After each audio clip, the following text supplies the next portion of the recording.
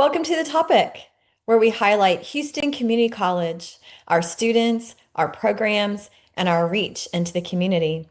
I'm Dr. Amy Tan, Dean of English and Communications here at HCC. We are here every Thursday afternoon when HCC is in session, live at 2 p.m. on Facebook and on YouTube. Follow us on social media as Houston Community College District and watch us on HCC TV via your local cable provider. Our world is increasingly interconnected. For any of us to be safe, at peace, and thriving, empathy is a necessary skill. Today, we're going to explore how to sharpen our empathy skills through a variety of disciplines. First, we're joined by Dr. Genevieve Stevens, Associate Chair of Psychology. Welcome back to the show. Jenny, how are you this morning or this afternoon? I'm used to doing up to the minute. And it's hard to know what's afternoon or morning with all this rain. So I'm doing great. Thank you for having me.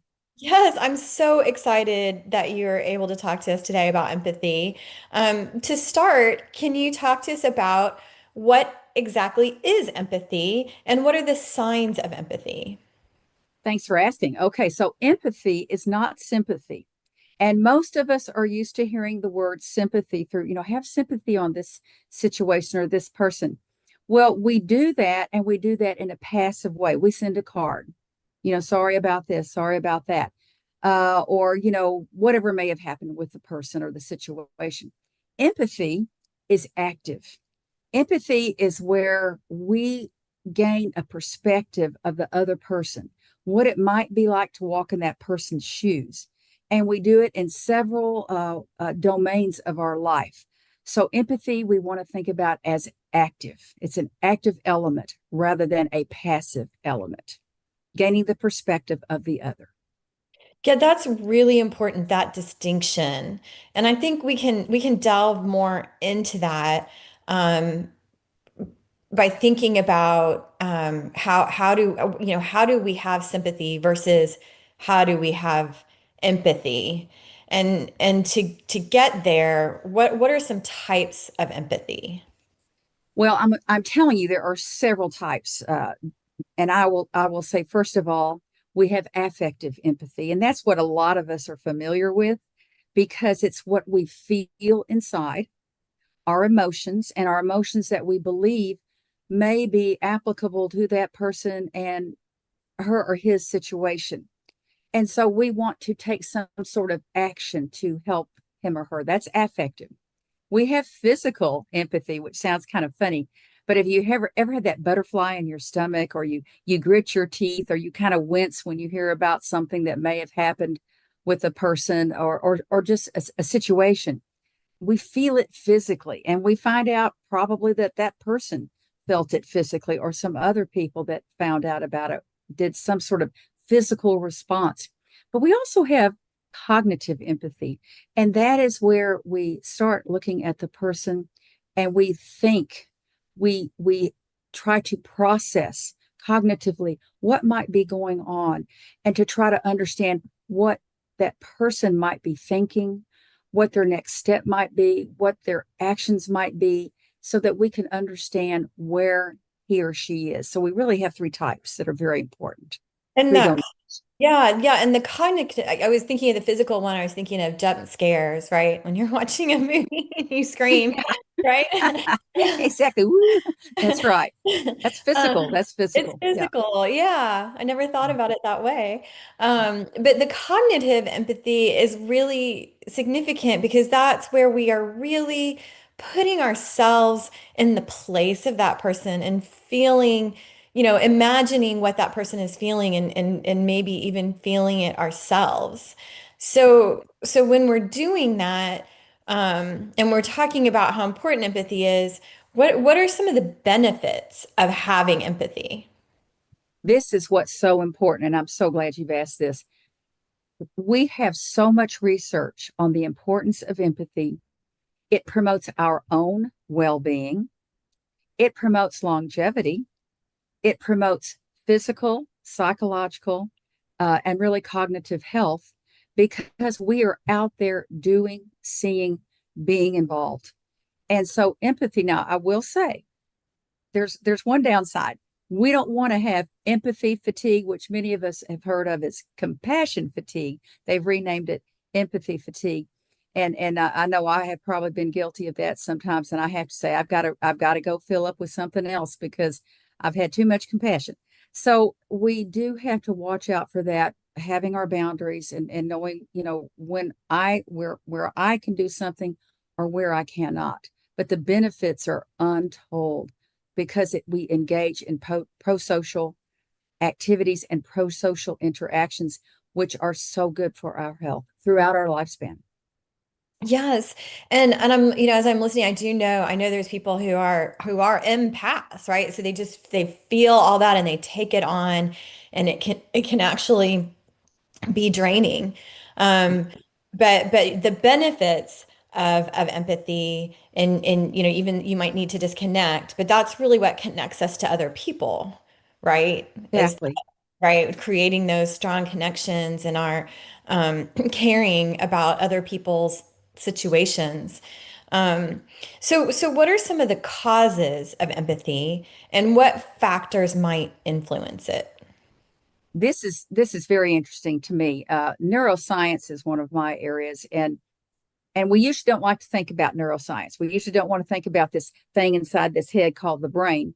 We have several locations in our brain that process empathy.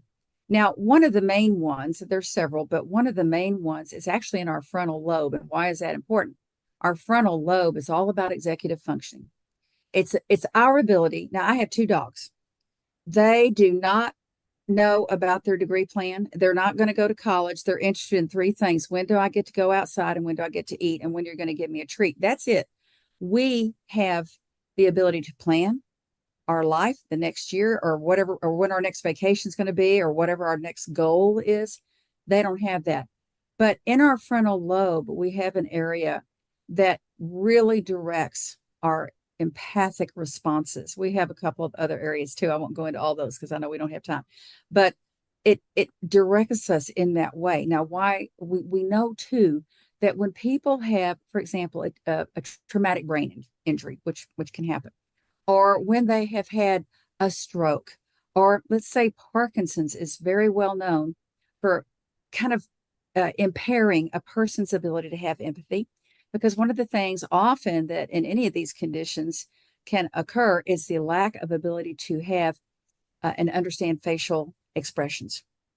So if I can't understand what a smile is, or what a frown is, or what maybe the seven emotions that are we call display emotions, then I have no ability to be empathic and to understand. So that's the neuroscience part. Very, very important. Quick, just a quick few lines. But we also, how were we raised? Who raised us? What did they teach us? Who are our role models? Who teachers? Could be religious or moral leaders. Could be our coaches. Could be friends. Various activities we might have been in and what we learned. Now we have to now look at the fact social media has a big influence on empathy or not.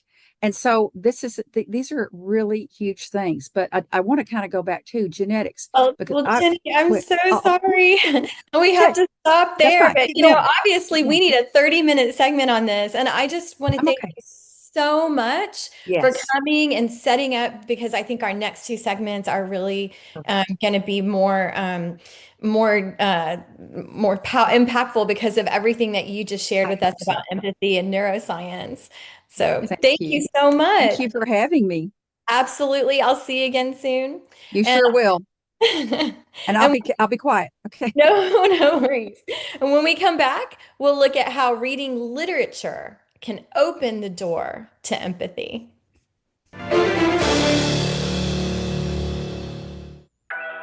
Sometimes what you need just shows up. Houston Community College has your back, whether you're knocking out some basics or upping your game for a better job. Enroll today for spring classes and frame your future with HCC. For more than a year, we have kept you informed with more than 500 remote episodes. But now we're back, bigger and better, with more news and more guests. Join us live every weekday at 10 a.m. on Facebook and YouTube, and on HCC TV at noon and 5 p.m. You can watch from anywhere. We go where you go.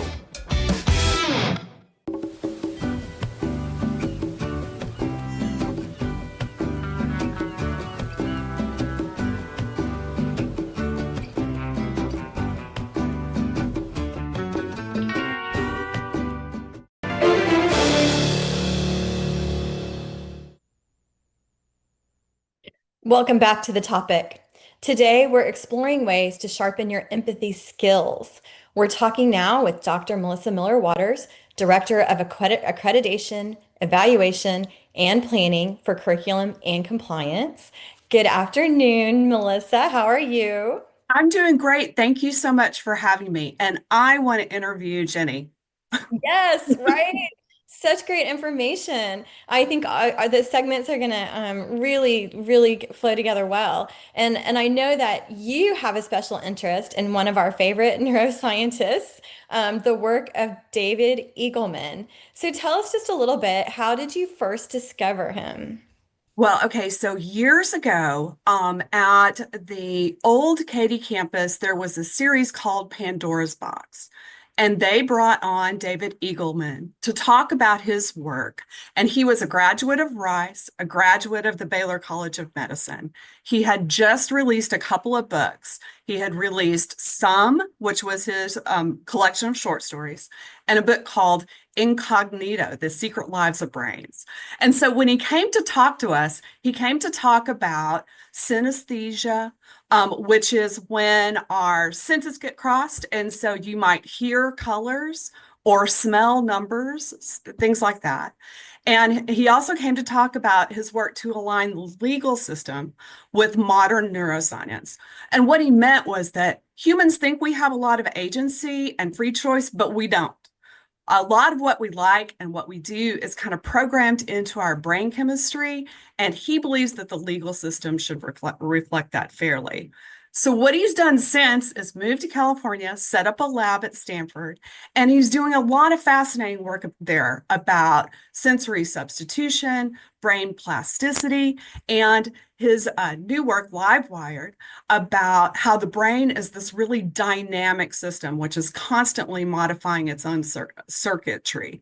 And so he has TED Talks. He has a really great podcast that I encourage everybody to go listen to. He talks about your brain in literature, your brain in movies, how your brain reacts to love stories. Can your brain increase happiness? So there's a plug for that podcast.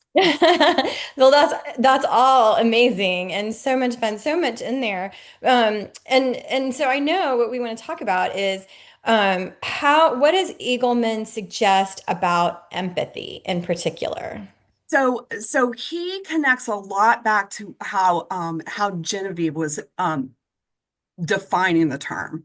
At this point, he says that our brains kind of do empathy automatically, that it's a biological algorithm, and loads of our brains come online to run systems when we're feeling empathetic. He defines empathy as our brain's ability to simulate what someone else is going through. And he really focuses in on two kinds. Dr. Stevens had a load. He really talks about two. Emotional empathy, which is our ability to share emotional experiences, and cognitive empathy, like Dr. Stevens would talk about, which is understanding someone else's perspectives or mental state.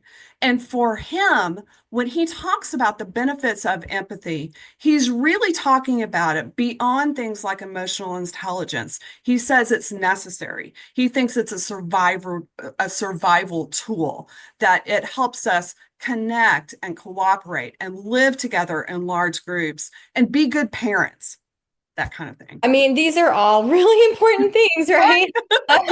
Person thinking, it'll help us escape the zombie apocalypse and also live in our current civilization. So when we're talking about empathy and being able to put ourselves in another person's place and understand their perspective. So you and I have talked about this a lot in terms of literature. So can you talk to us a little bit about the novel as a genre in particular and empathy and Well, yes. And what I'm going to do is I'm going to throw it back to you because you are the expert on the development of the novel. So, in 1 minute, or tell us like how the novel developed in a particular kind of way that impacts the way we read and the way we think. Yeah, so the novel has always been super fascinating to me, and which is why I did decide to study it as a graduate student. But the genre itself is relatively new when you think about poetry. It goes back to classical works. We have classical works of poetry, drama, obviously, back to the Greek and Romans. So when you think about Western culture, and the novel is really relatively new. It sort of comes to be around the mid 1700s, maybe a little bit earlier, and that genre was designed to put the reader in the place of the character. And so, you have sentimental journey, you have sensational novels, and they're all really about evoking that empathy in the reader. And they're focused on a personal, like one main character, the personal experience. So that to me just links up with everything that you're talking about with Eagleman and empathy and why it's really important for people to engage with literature and not just short forms. So, can you talk some more about why it is so important that everyone reads literature? Absolutely. And, we all know that, especially for beginning readers, we want them just to read. It doesn't matter what they read what you like, and get that kind of under your belt. But what we know about the emerging neuroscience, and there used to be this great study called Your Brain on Jane Austen, right? That what we know is that literature is one of the major tools to build and strengthen our empathy algorithms.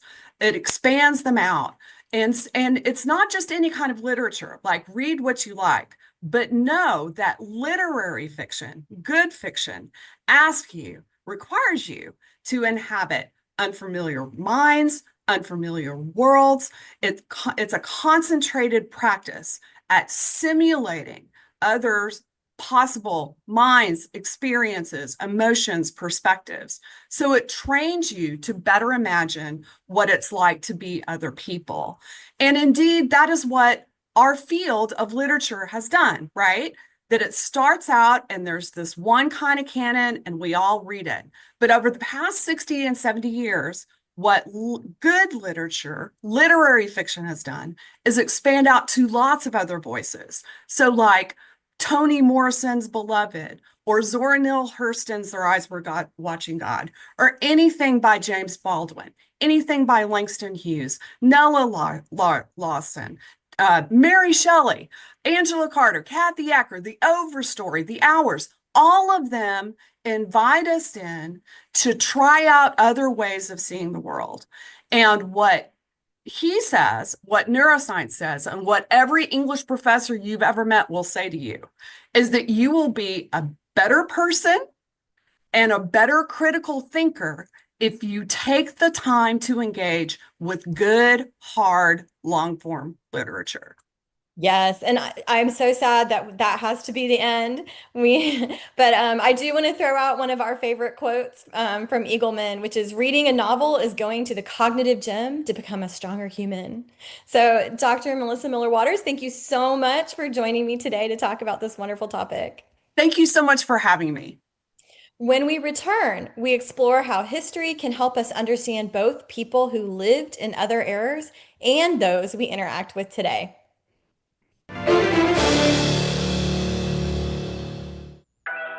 Sometimes what you need just shows up.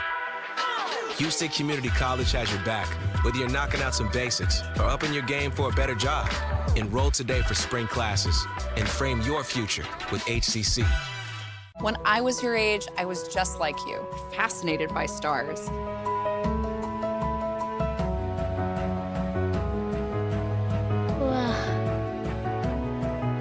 But now I get to search for life in the universe. And who knows, maybe life is looking for us too. So we're like aliens to them? Yeah. Does anyone want to be a scientist now? I do. Awesome. We need more girls in STEM. Maybe we can find aliens. Things could be stranger, but I don't know how. I'm going through changes, through all of the strangeness. I'm going through changes now.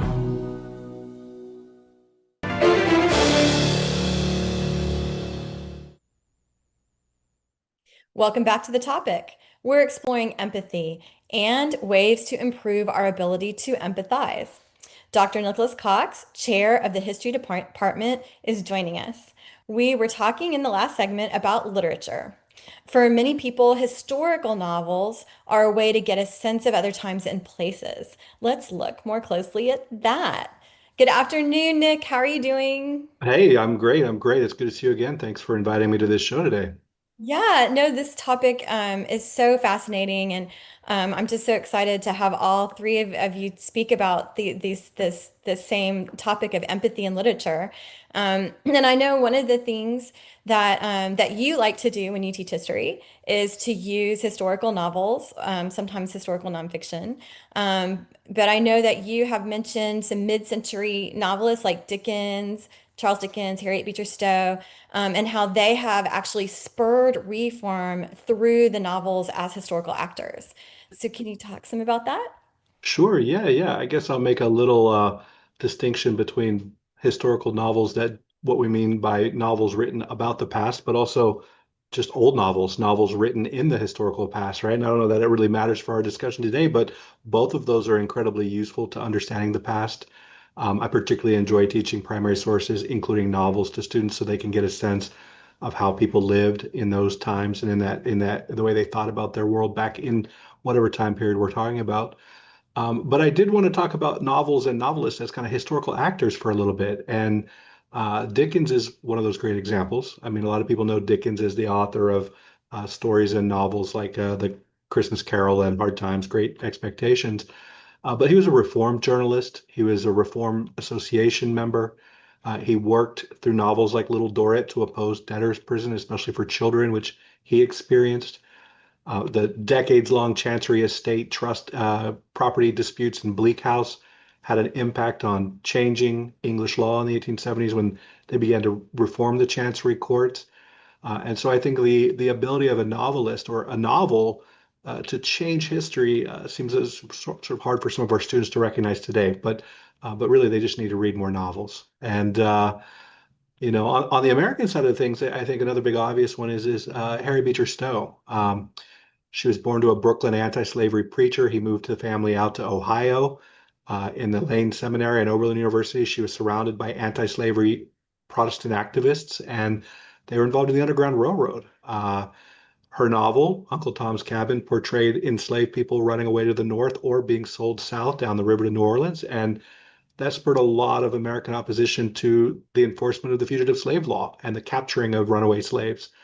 Um, it may be apocryphal, but allegedly, when she visited Abraham Lincoln during the Civil War on Thanksgiving, he said, "So you're the little woman who started this great war, right?" And so again, the idea that this novel conditioned readers to oppose enforcement of slavery regulations, which then provoked the American Civil War, is a kind of a narrative that's attached to the Uncle Tom's Cabin novel.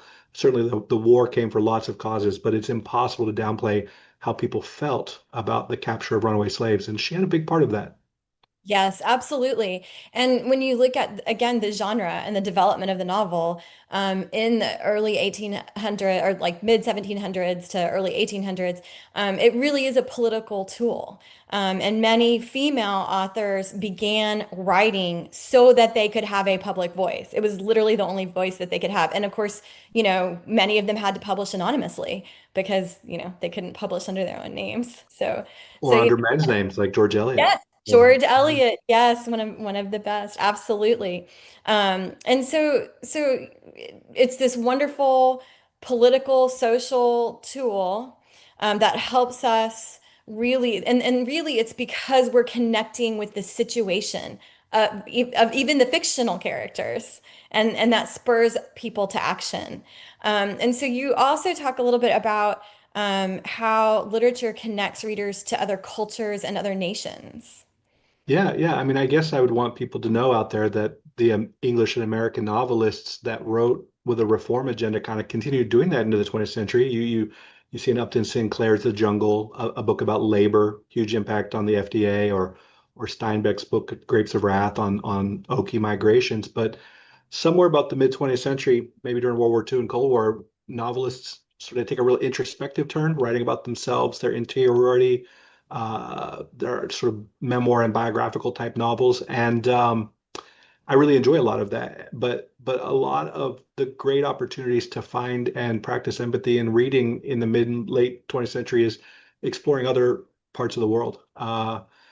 As my own kind of deliberate plan to read, I try very hard to keep up with writers in the contemporary moment from other parts of the world, and so I try to read the nominated books for the Booker International Prize or the Translated National Book Award. I'm a pretty obsessive buyer of books from Archipelago Press or Europa Press. I know Mel and I were talking earlier that I'm gradually working my way through the 20 novels by Zola, which are not contemporary, but I do very deliberately read a lot of translated literature, especially new books that don't have the weight of classic importance that everybody has to read, right? I just want to know what's going on in France or Japan or Zimbabwe or Brazil, right? Yes. Today. Definitely. And I know that one of the incredible programs that we have here at Houston Community College is reading cultures. And very briefly, can you talk a little bit about that program? Yeah, sure. It's effectively a college-wide book club that students can join, and there are events tied to the book every semester that students can read and attend and participate in, including discussions and workshops and presentations. English faculty and humanities faculty can incorporate these books into their teaching. Every semester, the Reading Cultures picks a different country. It kind of moves around the world, continent to continent every semester. I believe the fall it's Canada. I was serving on the committee to help select books for the spring, a country. I think we've settled on Zimbabwe. And so I just mentioned that a minute ago. I've been spending the past couple of weeks working my way through a trilogy about a young woman in Zimbabwe growing up with an independent nation. Wonderful. Yes, and so we also want to remind students that you can take wonderful classes in the topics of literature, history, and psychology here at Houston Community College. So be sure to check out the fall schedule. You have plenty of time to register for fall. And Nick, I want to thank you so much for coming on today and helping us talk about this wonderful topic. Absolutely. Absolutely. I'll see you guys at the bookstore. Definitely. It's been a pleasure, and I have so many things I need to add to my list. But I also want to thank all of you for joining us today on the topic. If you enjoy the show, follow us on Facebook and on YouTube as Houston Community College District. To listen to the topic and more HCC TV programming, visit hccs.edu/podcasts. For the topic on HCC TV, I'm Dr. Amy Tan.